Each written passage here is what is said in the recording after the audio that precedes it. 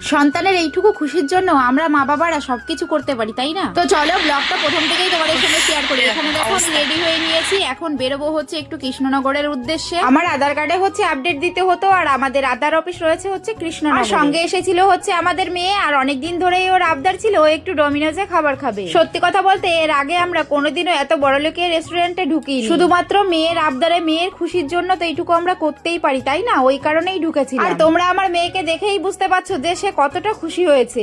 এখানে আমরা অর্ডার করেছিলাম 160 টাকার কম্বোটা, কেননা অতটাও আমাদের সামর্থ্য নেই যে অনেক বেশি অর্ডার করব। আমার মেয়েও কিন্তু অনেকটা বোঝে, কারণ আমরা যেটুকু নিয়ে দিয়েছিলাম সেই খাবারটুকুনিতে আমার মেয়ে অনেক সন্তুষ্ট হয়েছিল। আজকে ছিল বৃহস্পতিবার, আমার বর হচ্ছে নিরামিষ খায়, সেই কারণে আমার বর কিছু খাইনি, আমিও একটু মেয়ের কাছ থেকে টেস্ট করে দেখেছিলাম। খাওয়া দাওয়া শেষ করে এখন আমরা বেরিয়ে গেলাম, আর আমার বর দাঁড়িয়েছিল বাইরে। তো এখন সবাই মিলে যাব হচ্ছে বাড়ি ফেরার পথে আকাশে কিন্তু ভীষণ মেঘ করেছিল, দুগ্গা দুগ্গা বলে ভাবছিলাম যে বাড়ি পৌঁছাতে পারলেই বাঁচি।